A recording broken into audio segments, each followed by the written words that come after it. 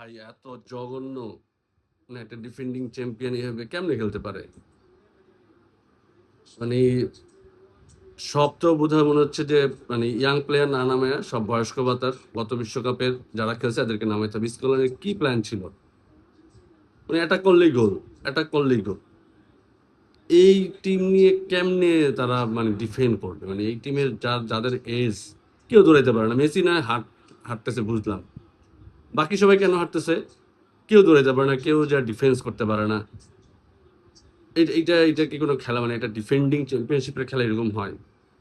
সত্যি কথা বলতে ওদের বিদায় হয়ে যাওয়াটাই সবচেয়ে ভালো ছিল। ওরা যদি বিদায় হইতো তাহলে সবচাইতে বেস্ট হইতো। না, আমার কাছে মনে হচ্ছে Cape Verde win my heart, won my heart খুবই ভালো খেলছে। ওরা বুঝাই দিছে যে খেলা কিভাবে খেলতে হয়। So this is very poor game for Argentina. আর্জেন্টিনার আসলে মানে এইরকম খেলা কখনোই এক্সপেকটেশন না। মনে হচ্ছিল যে ফ্রান্স ভার্সেস আর্জেন্টিনা খেলতেছে। তো আপনারা বলতে পারেন যে আপনাদের কেমন লাগছে। ঠিক আছে, মানে এত ফালতু, এত বোগাস। হ্যাঁ, গত বিশ্বকাপে এরকম ম্যাচ খেলা নেই।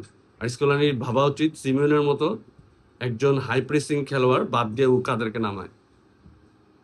আলভারেজরা আগে নামায় না, লাউতারের নামে। লাউতারে একটা বল টাচ করছে আমি দেখিনি, একটা বল টাচ করতে। লোচেলসরে নামায় না। আমাদের আসলে আর্জেন্টিনার স্কলানি এটা নিয়ে চিন্তা করা উচিত। Thank you so much.